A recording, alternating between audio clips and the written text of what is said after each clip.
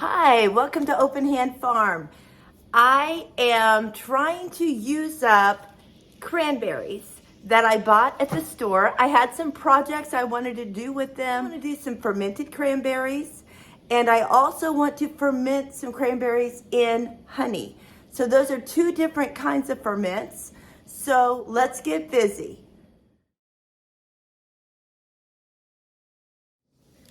I have a 12-ounce bag of cranberries. So we're going to cut those open and put them in our bowl. I'm told in the recipe to kind of smash them up a little bit, and that'll kind of pop their skins so that the ferment can happen better. You can hear the popping.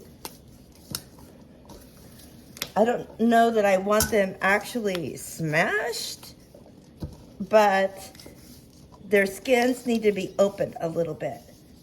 So I've decided instead of using the whole masher to try to do all across here, it works better if you just use one edge.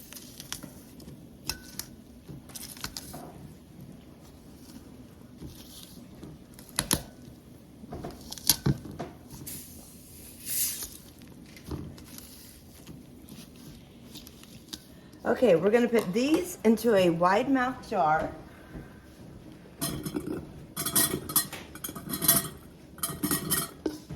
Now we're supposed to add the salt, which needs to be non-iodized because that will not work with your fermenting. It says 1/2 teaspoon, so I'm just using a sea salt. We're going to add a cinnamon stick, a whole one. So I'm just going to push that down in there. We're going to use 3 cloves. So I'm going to put those in. And it calls for a knob of ginger, but I do not have fresh ginger. I have dehydrated ginger. So I am going to add about 1/2 teaspoon, maybe a little bit more, and it will hydrate in there. As an optional thing in this recipe, you can add some brine from another ferment, and I have these fermented blueberries that make a fabulous blueberry dressing. So good. But I'm going to use some of the brine from in here, and that will just give this a jump start. So I'm going to put a tablespoon of brine. No, blueberry, you can't come. And this has been fermenting. Actually, you guys, this has been in my fridge for about a year. So it's some really good stuff.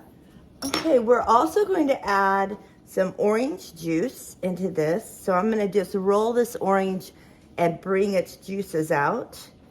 And you're supposed to just do it right into the jar. But I'm going to do it over a little strainer so it catches the seeds. Okay, I want to make sure all that juice goes in there. And actually, I wouldn't mind having that pulp in there. So I'm going to pull the seeds out and put the pulp in. And the second half.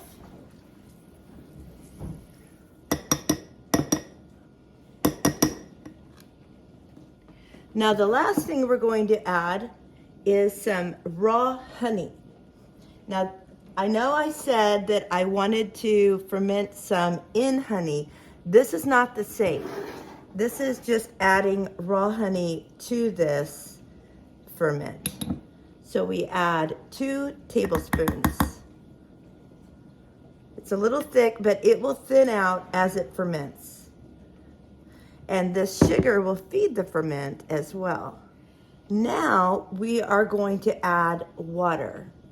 We're going to add unchlorinated water. So I'm going to get some water from my Berkey water filter. Now we're just going to pour it in until there's a 1-inch headspace. So about to where this rim hits.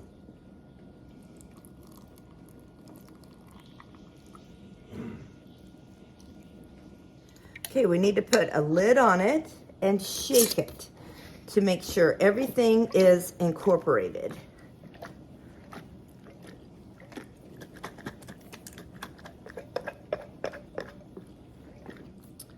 All right. It's got some foam in it because of my fermented blueberries in there. Now we're going to bring it back up to the inch of headspace because after we moved the berries around, the water level was lower. Now we're going to weigh this down. I like to use these glass weights that I got off of Amazon, and I will link those in my description box. Almost too full. I also have these little burping lids. So they have a little X cut in the top of them. And as this ferments, it will release gases. And that way, I don't have to sit every day and like burp the jar. Otherwise, you can put a regular lid on it. And then you come in every day, you unscrew it to let any gases that have built up come out, and then you put it back on. This is just much easier for me. I don't have to keep thinking about it. So this is going to go in a cool, dark place for 5 to 7 days. And after that, there should be lots of bubbling going on in here. And you can eat them anytime after that, but they will continue to ferment as you refrigerate them. You just put a lid on them. And like I said, these blueberries have been fermenting for a year now. You saw how active and bubbly it made this one. So that will really make it start bubbling faster to have that little extra ferment going on in there. I always set my ferments in a bowl so that if it does bubble out, it doesn't go on the shelf that it's sitting on or get onto other things. I also take my phone and I enter in on my calendar the day that I started this, as well as the day 5 that I need to check it, and the day 7 that it should be done. That way I don't forget. You could also put a little note on here, like put a piece of tape on here and write on it, but that's what I do. Let's find it a home. I'm gonna keep it in my pantry. Now, yes, the lights come on and off, but for the most part, it sits in the dark. Now, I do want to pay attention that right up here, I have my SCOBY hotel for making kombucha with. So I do not want to set it like right next to my SCOBY hotel. I'm going to put it on this shelf down here. So I'll leave it sitting here and check it in 5 days. So you can tell that they have been spurting and bubbling. There's some moisture in the bowl, and you can see those bubbles in the jar. It was a very happy ferment. Now I'll just take this fermenting lid off, put a regular lid on, and put it in the fridge.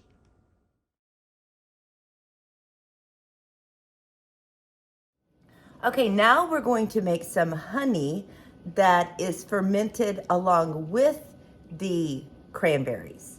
And this is so good. You can sweeten anything with it and have that extra cranberry taste, or you can eat the cranberries in oatmeal or whatever you want to eat it in. Put it in some salads and they start receiving a sweet flavor because of the honey. They're not as tart. So let's get this one made. All right, we're gonna start with 3 cups of cranberries. And this recipe is different. It suggests poking the cranberries with a fork. So maybe we'll try that this time, because they do have to be broken just a little bit to get the honey inside and get the ferment going. I don't know, I think I like the masher better. I can't really tell. We're gonna go back to the masher and just use that end. Oh, I hear them. If you hear a pop, you know that they're open. Now this, you do not want any water in. So I made sure that my masher was dry because we don't want to add water to this one because the honey will actually do the fermenting instead of the salt water. So again, we're just going to put these in a quart jar. And I'm just going to do this because I put my funnel in the water and I don't want to use it wet. Now we are going to add ginger again. So I'm going to add about the same amount because it calls for the same amount. I am opting not to put orange juice in this one, but I am going to put a cinnamon stick in. We're going to put a lid on again, kind of make sure that that ginger is down in there. And then we're going to add honey. It says to add 2 cups or enough to cover the berries. Okay, I got out a different funnel. There's about 2 cups of honey in this jar. And it is kind of starting to set up on me, but I'm just going to use it because during the fermenting process, it will break down and get thinner. That's what the honey does.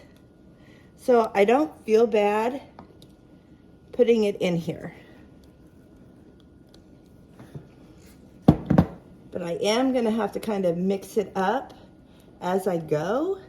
And this has to be a raw honey. Any other kind of honey will just make mold. It will not ferment. I'm going to kind of mix this in and mix that around and get some more. Mix it in. I'm kind of pulling the berries away from the side to allow the honey to run in there. I've only done this with honey that is not thick like this, so this is a new experiment for me. Maybe I could add some orange juice because that would help it be wetter. Try to pull these berries up from the very bottom to get some of this in. You guys, I could have just like said, you know what, this honey isn't going to work and pull this out and set it aside. But I wanted you to know if you could do this with a honey that is starting to crystallize. So now we'll both know.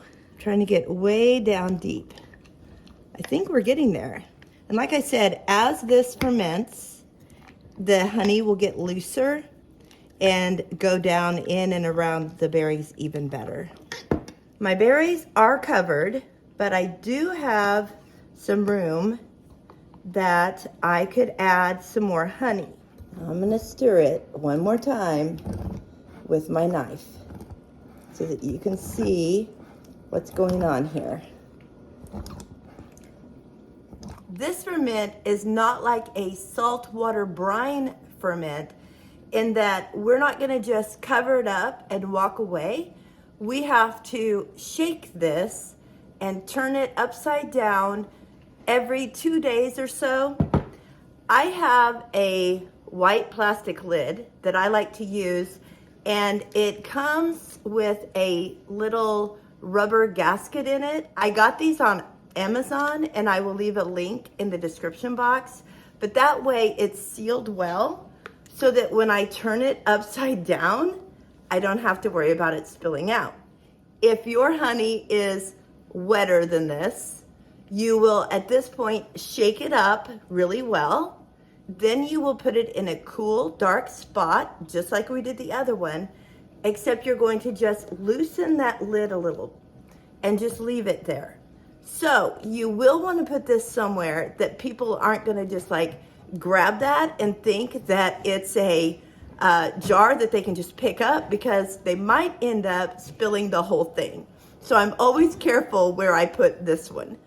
And then in 2 days, you're going to tighten it and you're going to tip it upside down. And that's going to allow the honey to come down and cover everything again.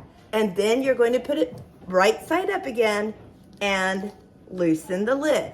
So you always want to shake it, loosen the lid always, because otherwise the gases will build up in there and it will be a big mess. This one also takes longer than 5 to 7 days.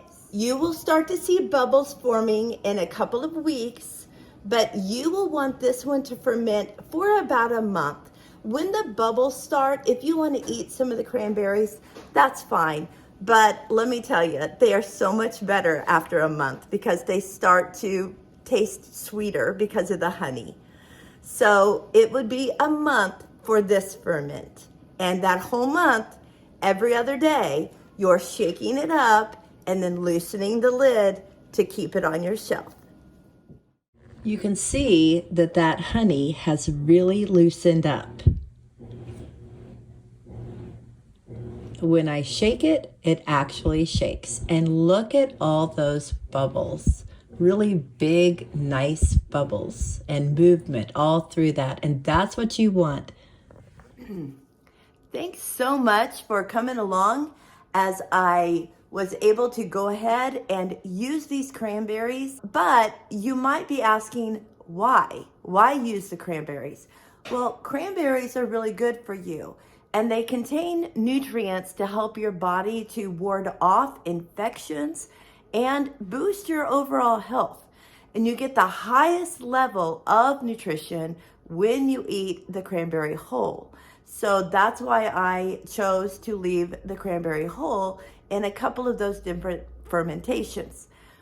But the juice is chock full of benefits as long as you get a true cranberry juice.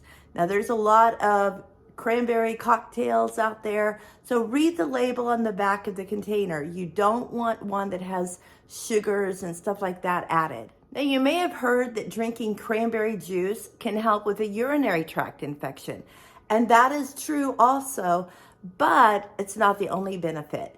In fact, throughout history, cranberries have been used to treat urinary issues as well as upset stomach and liver problems. So I will leave a link below that tells all the wonderful aspects, all the vitamins and the antioxidants and all the things that are good in a cranberry so that you can do your own research.